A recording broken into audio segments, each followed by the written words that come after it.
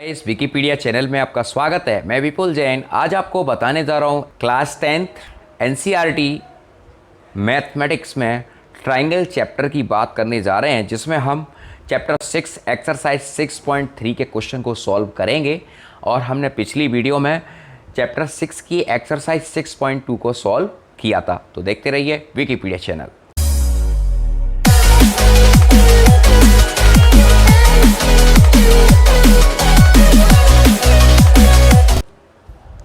यहाँ देखिए गाइस, यहाँ पर मैंने एक्सरसाइज 6.3 के क्वेश्चन को लिखा है और हम इसको सॉल्व करेंगे और इसको समझेंगे। लेकिन इससे पहले हम थेल्स की जो पहली वीडियो हमने एक्सरसाइज 6.1 में जो पहली वीडियो जो लोग पहली बार इस वीडियो को देख रहे हैं तो वो पहले चैनल को सब्सक्राइब करें और बेल आइकन को पुश करें, जिससे उनको डेली के डेली नोटिफिकेशन के माध्यम से वीडियो मिल सकें और वो चैनल से लाभ ले सकें। चलिए मैं आपको बता दूं, इस क्वेश्चन में थेल्स की प्रमेय का यूज़ हो रहा है। हमने पहली वीडियो में यानी जो ट्राइंगल की पहली वीडियो थी उसमें थेल्स की प्रमेय को हमने सॉल्व किया था और उसकी पोजीशन को समझाया था। तो यहाँ देखिए थेल्स की प्रमेय यहाँ पर भी लग रही है। यहाँ पर हमने कोण कोण और भुजा भुजा की समरूपता की बात हमने की थी। अब यहाँ देखिए, यहाँ पर दो ट्राइंगल दिए। मैंने पहले क्वेश्चन पढ़ देता हूँ आपके सामने, फिर आप समझ लेना। चैप्टर 6 एक्सरसाइज 6.3 चैप्टर ट्राइंगल लिखा है, बताइए कि आकृति में त्रिभुज के युग्मों का मतलब होता है जोड़ा। त्रिभुज के युग्मों में कौन कौन युग्म समरूप हैं। आइसोसेल्स बोलते हैं, समरूप माने समान आकृति वाले समरूप हैं। ऐसे समरूपता की कटौती को लिखिए।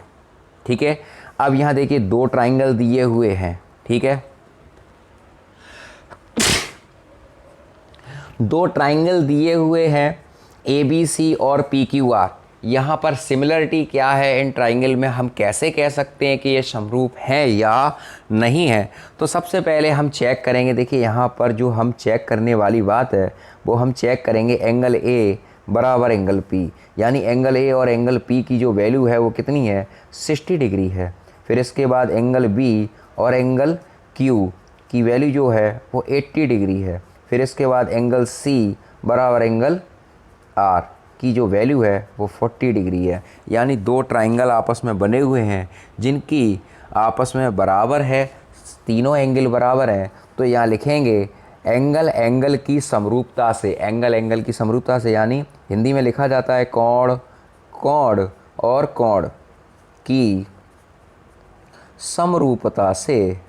ठीक है, तो त्रिभुज ABC समरूप है, त्रिभुज ABC समरूप है त्रिभुज PQR के। ठीक है, नेक्स्ट क्वेश्चन यहाँ देखिए। यहाँ देखिए ये दूसरा क्वेश्चन सेकंड पार्ट है। यहाँ पर भी हमें इस क्वेश्चन में समरूपता को चेक करना है। तो समरूपता में क्या देखेंगे, यहाँ त्रिभुज ABC बना हुआ है, यहाँ पर 2 3 2.5 है, यहाँ पर 6 5 4 है। तो यहाँ पर क्वेश्चन को समझने की कोशिश करें। यहाँ हमें समरूप चेक करना है। किसी भी भुजा के साथ हमें उसका समान अनुपात यानी एक इक्वल रेशियो आना चाहिए, इक्वल रेशियो निकल कर आना चाहिए। यहाँ देखिए सबसे पहले 2 का संबंध 4 से हो सकता है, 2.5 का संबंध 5 से हो सकता है और 3 का संबंध 6 से हो सकता है। यहाँ देखिए AB अपॉन QR, ठीक है, बराबर 2/4। अगर हम इसको सिंप्लीफाई करेंगे तो ये हो जाएगा 1/2। फिर दूसरा देखिए BC अपॉन PR, तो BC की वैल्यू 2.5 है और PR की वैल्यू 5 है। 0 हटाया 25 से कम 25, 25 दूनी 50 यानी 1/2। तीसरी वैल्यू है AC अपॉन PQ यानी 3/6, 3 दूनी 6 बराबर 1/2। ठीक है, ये वैल्यू तीनों की वैल्यू एक समान आ रही है। इसका कहने का मतलब है कोण कोण की समरूपता से, यानी एंगल एंगल एंगल की समरूपता से। ठीक है, आइसोसेल्स बोलते हैं इसको। त्रिभुज ABC समरूप है त्रिभुज PQR के। ठीक है, आज समझ में आ रही है। चलिए नेक्स्ट क्वेश्चन की तरफ चलते हैं। यहाँ पर भी देखिए ये समरूप है या नहीं है, इसे हम चेक करेंगे। तो यहाँ देखिए सबसे पहले अब यहाँ पर किसी भी भुजा का आप किसी भी भुजा से अटैच्ड करके देख सकते हैं, इक्वल रेशियो बनना चाहिए। यहाँ देखिए 3 को हम 6 से जोड़ दे रहे, 2 को 4 से जोड़ रहे, लेकिन 2.7 को हम 5 से नहीं जोड़ सकते। तो ये त्रिभुज कैसा हो जाएगा, ये त्रिभुज आपका समरूप नहीं हो सकता। तो यहाँ लिखेंगे त्रिभुज LMN एंड त्रिभुज DEF से। ठीक है, अब मैंने यहाँ लिखेंगे LM। सबसे पहले हम देखो जो मिलता है पहले उसको हम बनाएंगे MN upon MN upon DE 2/4। तो इसको हम सिंप्लीफाई करेंगे 1/2। ठीक है, फिर उसके बाद LN बराबर LN अपॉन DF, ये हो गया 3/6 1/2। ठीक है, फिर उसके बाद LM अपॉन EF, तो ये हो गया आपका 2.7/5। देखिए समरूपता चेक करने के लिए कभी ये नहीं है कि ऐसा है कि हम यही वाली साइड ये लेंगे, ऐसा नहीं। जिससे हमारा रिलेशन तैयार हो जाता है हम उस साइड को ले लेते हैं, लेकिन एक साइड को एक ही बार चुना जाता है, बार बार नहीं चुनते। ठीक है, तो यहाँ पर देखिए 1/2 आ रहा है, लेकिन ये इसका रेशियो नहीं बन रहा। तो हम यहाँ लिखेंगे अतः, कहाँ गया, हाँ, अतः स्पष्ट है, अरे भाई कहाँ परेशान कर रहे हो, त्रिभुज LMP समरूप, रुक जाओ, LMP समरूप नहीं है, समरूप नहीं है त्रिभुज DEF से। ठीक है, चलिए नेक्स्ट क्वेश्चन। यहाँ देखिए ये मैंने चित्र थोड़ा सा मेरा रह गया है, यहाँ पर 70 डिग्री बना हुआ है। यहाँ ये 2.5 है, क्वेश्चन नंबर 4 है, मेरा अधूरा लिखा है, माफ़ करिए मुझे, ये 5 है, यहाँ पर भी 5 है और ये 10 है। ठीक है, ये 5 है। ठीक, अब यहाँ देखिए क्वेश्चन नंबर 4 है, हमें इसकी समरूपता की रिलेशन को चेक करना है। तो यहाँ पर MN/PQ 2.5/5, दशमलव हटाया 0 बढ़ाई, 25 एकम 25, 25 दूनी 50, सही है, 1/2। फिर दूसरा है ML अपॉन QR 5/10, इसको भी कैंसिल करेंगे तो ये 1/2। और फिर इसके बाद एंगल M बराबर एंगल Q बराबर 70 डिग्री। ठीक है, यानी यहाँ पर हम लिख सकते हैं SSA यानी भुजा और कोण की समरूपता से। समझ में आ रही बात, त्रिभुज MNL समरूप है त्रिभुज PQR। ठीक है, चलिए नेक्स्ट क्वेश्चन यहाँ पर देखिए ABC में, देखिए यहाँ पर भी हम चेक करेंगे ये समरूप हो गए। यहाँ देखिए 2.5 ये 5 है, तो यहाँ पर AB अपॉन DF 2.5/5, ये हो गया 1/2। फिर इसके बाद BC अपॉन EF बराबर 3/6 1/2। ठीक है, और इसके बाद जो रिलेशन तैयार है लास्ट आपका एंगल का, एंगल A बराबर एंगल F बराबर 180 डिग्री। ठीक है, 180 नहीं 80 डिग्री। ठीक है, तो ये आपका 80 डिग्री हो गया। ठीक है, तो यहाँ लिखेंगे भुजा कोण की समरूपता से त्रिभुज ABC समरूप है त्रिभुज DEF से। ठीक है, चलिए लास्ट है क्वेश्चन इसका। यहाँ देखिए ये क्वेश्चन बहुत गजब का है, अच्छा क्वेश्चन है, इम्पोर्टेंट भी है। यहाँ देखिए 70 डिग्री 80 डिग्री, ये डिग्री नहीं है, यहाँ पर 80 डिग्री 30 डिग्री। सामने से देखने पर ये महसूस होता है कि यह समरूप त्रिभुज नहीं है। ठीक है, इस क्वेश्चन की एक खासियत है, देखिए हम जानते हैं, हम यहाँ पर लिखते हैं वी नो दैट त्रिभुज के तीनों कोणों का योगफल त्रिभुज के तीनों कोणों का योगफल 180 अंश होता है। ठीक है, कितना होता है? 180 अंश होता है। तो यहाँ पर सबसे पहले हम त्रिभुज डी ई एफ से चल रहे हैं लेके, त्रिभुज डी ई एफ से। तो एंगल डी, एंगल ई धन एंगल एफ बराबर 180। ठीक है, एंगल डी की वैल्यू 70 डिग्री, एंगल ई की वैल्यू 80 डिग्री, एंगल एफ की वैल्यू 180। ठीक है, एंगल एफ बराबर 70 और 80 हो जाएंगे 150। तो मैं यहाँ डायरेक्ट लिख दे रहा हूँ 150, यहाँ 30 डिग्री आ गया ये। ठीक है, समझ में आ गई बात। अब दूसरा ट्रायंगल उठाएंगे हम, त्रिभुज P Q R. Angle P, angle Q, angle R 180। ठीक है, अब यह हो जाएगा एंगल पी तो है नहीं, एंगल क्यू की वैल्यू 80 है, एंगल आर की वैल्यू 30 है, सॉरी। ठीक है, 180। एंगल पी बराबर प्लस 110 बराबर 180, एंगल पी बराबर 180 माइनस 110 बराबर 70 डिग्री। ठीक है, ये आ गया 70 डिग्री।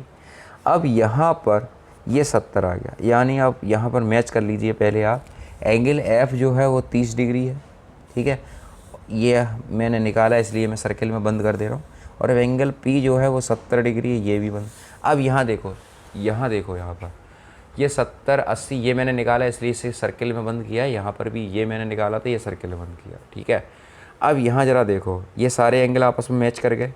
ठीक है, तो हम यहाँ लिखेंगे एंगल डी बराबर एंगल पी बराबर 70 डिग्री, एंगल ई बराबर एंगल क्यू बराबर 80 डिग्री, और एंगल एफ बराबर एंगल आर बराबर 30 डिग्री।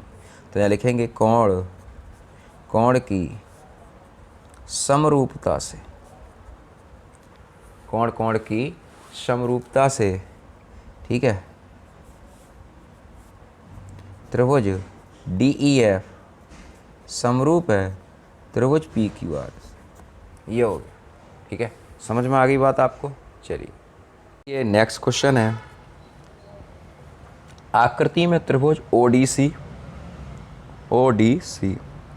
समरूप है ओ बी ए के। समरूप का मतलब समझते हो ना, समान आकृति है दोनों की। तो एंगल बी ओ सी 125 और सी डी ओ 70। तो हमें निकालना क्या क्या है वो देख लो आप। डी ओ सी निकालना है, ये निकालना है, डी सी ओ निकालना है, ये निकालना है, और ओ ए बी निकालना है, ये निकालना है। समझ गए आप क्या क्या निकालना है? मैंने जो डार्क दो रेखाएं खींच दी हैं वह निकालना है आपको। ठीक है, अब इस पर ज़रा फोकस कर लो।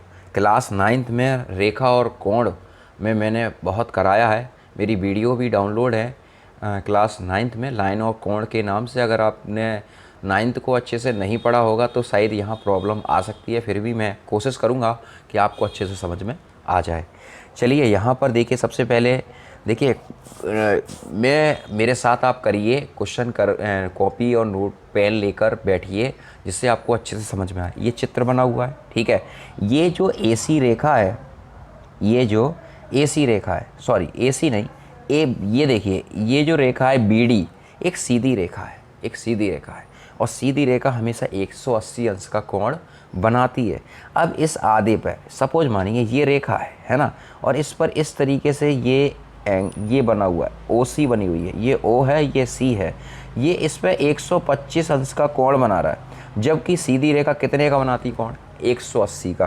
तो 180 में से 125 घटा दो, कितने बचे? 10 में से 5 गए 5, यहाँ बचे 7 में से 2 गए 5, यानी ये एंगल कितने का आ गया? 55 डिग्री का। ठीक है, मैं यहाँ लिख दे रहा हूँ, बी डी एक सीधी रेखा है, बी डी एक सीधी रेखा है। ठीक है, तो यहाँ लिखेंगे हम एंगल बी ओ डी बराबर angle C O D plus, देखो C O D plus C O B. ठीक है, तो एंगल सी ओ डी और सी ओ बी 125 है और ये 180 है। तो 180 में से 125 को घटा देंगे और यहाँ बचेगा एंगल COD, तो ये आ गया 55 डिग्री। एंगल COD कितना आ गया? 55 डिग्री। आपको समझ में आ रही बात? चलिए, ये 55 हो गया। अब त्रिभुज के तीनों कोणों का योगफल। अब यहाँ थोड़ा सा मैं चित्र आपको बना दूँ इससे समझ में आ जाए, ठीक है। ये है 125 डिग्री, ठीक। ये आपका 70 है। ये अभी अभी हमने 55 निकाला है। इनके नाम में डाल दूँ, ये A B C और D। ये निकालना है, ये निकालना है और ये निकालना है। इसमें हम एक निकाल चुके हैं, 2 और निकालने हैं। तो यहाँ देखिए ये बीच में एंगल O है। अब इसमें ये वाला एंगल निकाला, तो त्रिभुज के तीनों कोणों का योगफल 180 है ना। तो यहाँ पर त्रिभुज DOC में, चलिए DOC में, तो यहाँ क्या लिखेंगे? सबसे पहले एंगल D, एंगल O धन एंगल C बराबर कितना हो जाएगा? 180। तो D की वैल्यू है आपकी 70, O की वैल्यू है आपकी 55 और एंगल C जो है ज्ञात करना है ना। एंगल C बराबर 180 माइनस ये कितना हो जाएगा? 125 हो जाएगा ना, ये हो गया। अब हमने इसमें से निकाला, 10 में से 5 गए 5 और 7 में से 2 गए 5, यहाँ 55 आएगा, मैंने गलत कटा दिया, ठीक है। ये आ गया 55, ये भी 55, ठीक। अब ये वाला चाहिए, ये कौन सा है? एंगल है। देखो मैंने लाइन और कोण में बहुत कुछ बताया है, ठीक है। तो देखो एक बात मैं यहाँ पर भी बताना चाहता हूँ आपको, जैसे जेड है, एक ये जेड है और ये भी जेड है ना। 2 तरह के जेड है, एक सीधा जेड है और एक उल्टा जेड है। तो हमें सीधे और उल्टे से कोई लेना देना नहीं है, हमें जेबरा शब्द तो लिखना नहीं है। यहाँ पर अगर ये वाला एंगल कोई 60 दिया, यहाँ जो एंगल यहाँ पर है वही एंगल यहाँ पे होगा, ये यहाँ एंगल है वही यहाँ। मतलब कहने का मतलब है जेड चाहे सीधा बने चाहे जेड उल्टा बने, तो किनारे के जो कोण है, अब देखो यहाँ पर ये जो बन रहा है ये बन रहा है, ठीक है। तो ये वाला जो एंगल है वो ये हो गया। अब ऐसे कोण को क्या बोलते हैं? एकांतर कोण कहते हैं। तो यहाँ पर हम डायरेक्ट लिख सकते हैं एंगल DCO बराबर एंगल OAB क्या है? 55 डिग्री। और इनको क्या बोलेंगे? एकांतर कोण। इनको अंग्रेजी में कहते हैं अल्टरनेट एंगल। क्या बोलते हैं? Alternate angle. ओके, चलिए क्वेश्चन नंबर 3 की तरफ चलते हैं। देखिए समलंब ABCD जिसमें AB पैरेलल है DC के, ये भुजा इसके पैरेलल है। बात समझ में आ रही? चलिए हाँ, अब देखिए ज़रा, ABCD समलंब ABCD जिसमें AB पैरेलल है DC के विकर्ण AC और BD परस्पर O पर प्रतिच्छेद कर रहा है। सही बात है, लिख रहा है बिल्कुल सही। 2 त्रिभुजों की समरूपता की कसौटी का प्रयोग करते हुए दर्शाइए OA upon OC, OA upon OC और OB अपॉन OD, ये दिया हुआ है। चलिए तो सबसे पहले क्वेश्चन को स्टार्ट करेंगे। यहाँ लिखेंगे सबसे पहले दिया है। क्या लिखेंगे? दिया है। क्या लिखा जाएगा? सबसे पहले लिखेंगे समलंब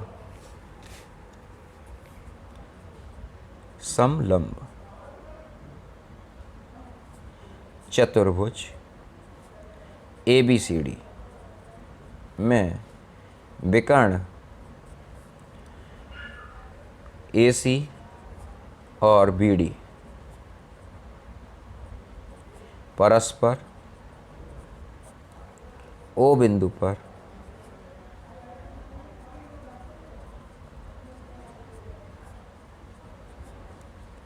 प्रतिच्छेद करते। ठीक है, चलिए सिद्ध क्या करना है? दर्शाना क्या है? दर्शाइए OA अपॉन OC बराबर OB अपॉन OD, ये चीज़ हमें दर्शानी है।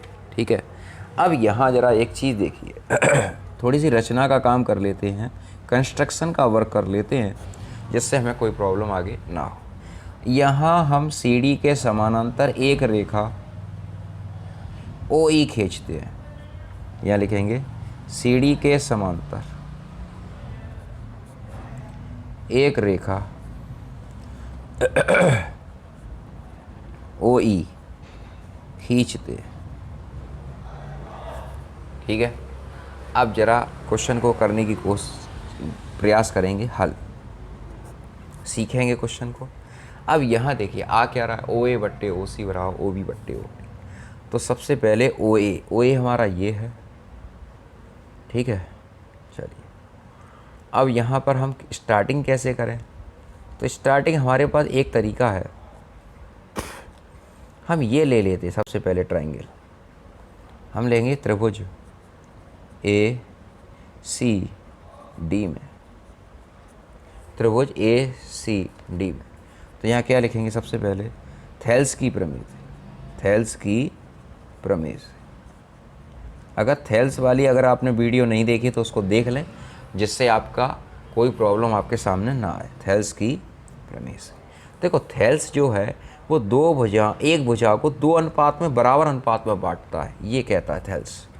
तो यहाँ देखिए ए ई अपॉन ए डी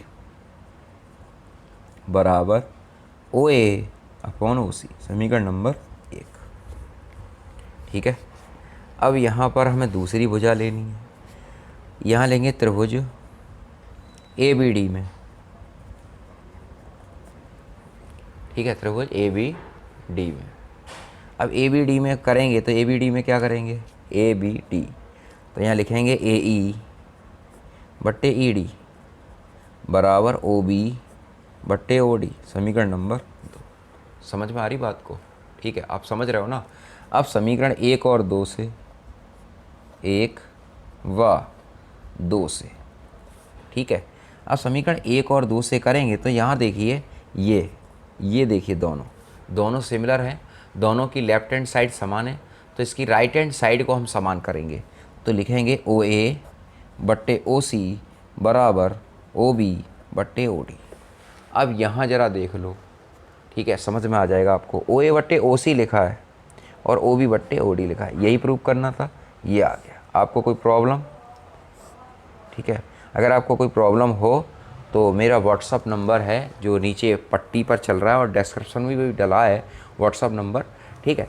आप उसको देखकर वीडियो को देख सकते हैं और उस पर मैसेज करके किसी भी प्रॉब्लम का समाधान पा सकते हैं। ठीक है, चलिए नेक्स्ट क्वेश्चन है क्वेश्चन नंबर 4।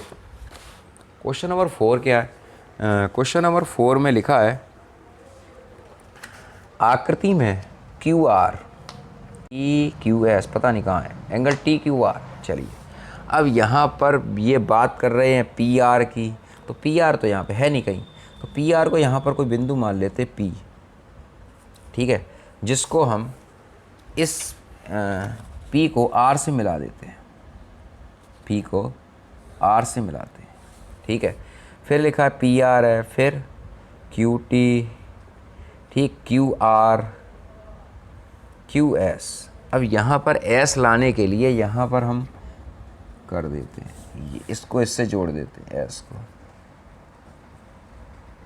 हो गया, ये हुआ। ठीक, अब यहाँ देखो एंगल 1 बराबर एंगल 2 लिखा है। अब Q R upon Q S, Q T upon P are, ये लिखा हुआ है।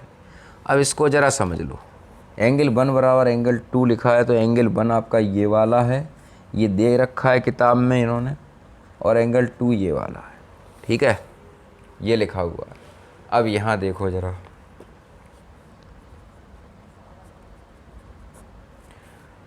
ठीक है, अब हमें दर्शाना क्या है कि त्रिभुज पी क्यू एस समरूप है टी क्यू आर की। पी क्यू एस कहाँ लिखा है? ये लिखा है पी क्यू एस और टी क्यू आर की। चलिए ये समरूप हमें प्रेजेंट करना है, ये इन्होंने दे रखा है, पहले से दिया है, क्या दिया है, Q R upon Q S बराबर Q R, Q T upon P R, ठीक है। और ये दे रखा है इन्होंने एंगल 1 बराबर एंगल 2। दर्शाइए, दर्शाना ये है, त्रिभुज पी क्यू एस समरूप है त्रिभुज टी क्यू आर, ठीक है। अब यहाँ ज़रा देखो,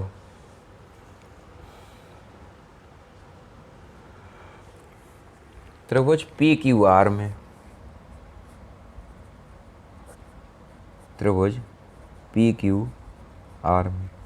यहाँ लिखा है त्रिभुज पी क्यू आर में क्या है, एंगल 1 बराबर एंगल 2। जब दो कोण आमने सामने के बराबर होते हैं तो उनकी सम्मुख भुजाएं आपस में कैसी होती हैं, बराबर होती हैं। तो पी क्यू आर में एंगल 2 के सामने जो भुजा है वो है आपकी पी क्यू, और एंगल 1 के सामने जो भुजा है वो है आपकी पी क्यू। तो एंगल 1 के सामने लिखेंगे, एंगल 1 के सामने की भुजा जो है वो पी आर है, ठीक है, और एंगल 2 के सामने की भुजा है पी क्यू। यहाँ पर लिखेंगे हम त्रिभुज में समान कोणों की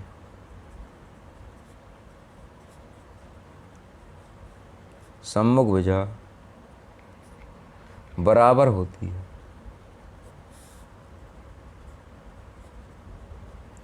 ठीक है, बराबर होती है। अब यहाँ ये हो गया आपका। अब हमें क्या चाहिए वो चीज़ देख लो आप।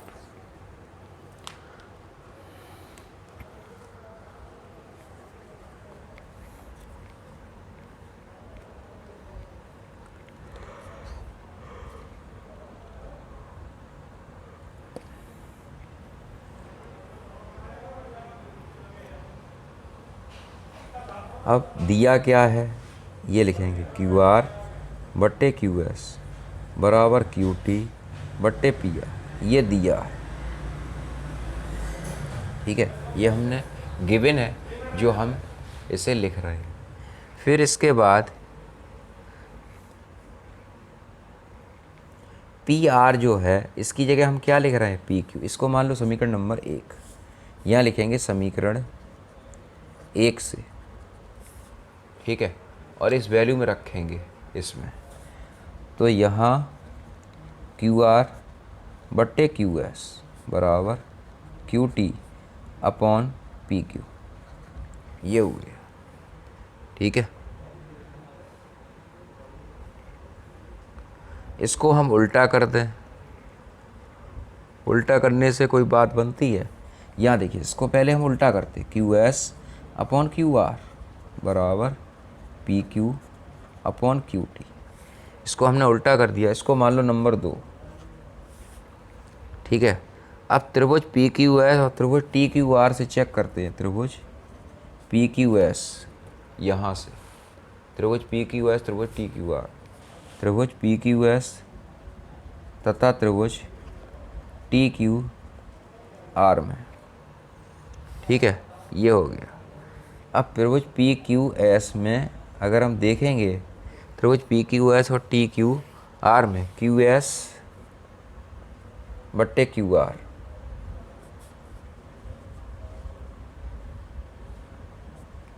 क्यू एस बट्टे क्यू आर बराबर Q P upon Q T, Q P upon Q T. ठीक है, इस तरीके से हमने लिखा है। तो इससे स्पष्ट हो जाता है, यहाँ से ये वाली भुजा इसके बराबर है, ये वाली बड़ी भुजा इसके बराबर है। तो यहाँ हम लिख सकते हैं एंगल एस क्यू पी। देखो, जो पी क्यू एस और टी क्यू आर है, इसमें जो एंगल क्यू है वो आपस में आपका बराबर है। तो एस क्यू पी बराबर एंगल टी क्यू आर, ये आपका दोनों बराबर है। तो यहाँ स्पष्ट है त्रिभुज पी क्यू एस समरूप है त्रिभुज टी क्यू आर के। ठीक है, ये हो गया। चलिए नेक्स्ट क्वेश्चन है। नेक्स्ट क्वेश्चन, क्वेश्चन नंबर 5 है। क्वेश्चन नंबर 5 क्या कह रहा है, देखिए जरा। त्रिभुज पी क्यू आर की भुजा पी आर और क्यू आर पर क्रम से एस और टी इस प्रकार स्थित हैं कि एंगल पी बराबर आर टी एस, यानी एंगल पी बराबर आर टी एस। चलिए, इस तरह से हमने एक रेखा खींच ली, R T S. Angle P बराबर एंगल आर टी एस, यानी ये वाला जो एंगल है वो इसके बराबर है। तो यहाँ लिखेंगे त्रिभुज आर पी क्यू समरूप है आर टी एस। अब समरूपता के लिए होने के लिए सबसे पहले हमें दो चीज़ें समरूप होनी चाहिए समरूप करने के लिए। तो यहाँ सबसे पहले हम दिया है लिखेंगे, दिया क्या क्या है क्वेश्चन के अंदर। त्रिभुज पी क्यू आर में पी आर और क्यू आर क्रम से त्रिभुज आर पी क्यू और आर टी एस में त्रिभुज आर पी क्यू और आर टी एस में। ठीक है, अब यहाँ पर इन्होंने बोला है कि एंगल पी बराबर एंगल आर टी एस, ये इन्होंने दे रखा है। ठीक है, दर्शाइए त्रिभुज आर पी क्यू समरूप है त्रिभुज आर टी एस। ठीक है, ये हमें दर्शाना है। अब यहाँ जरा देखो, ये वाला 1 2 3, ठीक है, एंगल P बराबर एंगल R दे रखा है इन्होंने पहले से, एंगल P बराबर एंगल R। अब हम सबसे पहले त्रिभुज RPQ तथा त्रिभुज RTS में जरा हम सिमिलरिटीज़ देखेंगे कि आइसोसेल्स ट्राइंगल है या नहीं। अब यहाँ जरा देखो RPQ और RTS, यहाँ पर जो एंगल हमें मिल रहा है वो सिमिलर है R के। सबसे पहले एंगल R दोनों के पास एंगल 3 बराबर एंगल 3, और यहाँ पर एक इन्होंने दे रखा है एंगल 1 बराबर एंगल 2। तो कोण कोण की समरूपता से, ठीक है, तो ये हो जाएगा त्रिभुज RPQ समरूप है त्रिभुज RTS। ठीक है, ये हो गया। फिर भी अगर आपकी कोई प्रॉब्लम हो तो आप हमारे साथ शेयर करिए। व्हाट्सअप नंबर हमारी पट्टी पर चल रहा है, और मैसेज करिए और अपनी जो आंसर है उसको तुरंत पाइए। देखते रहिए विकिपीडिया चैनल। जय हिंद, जय भारत, आपका दिन शुभ रहे। थक गए।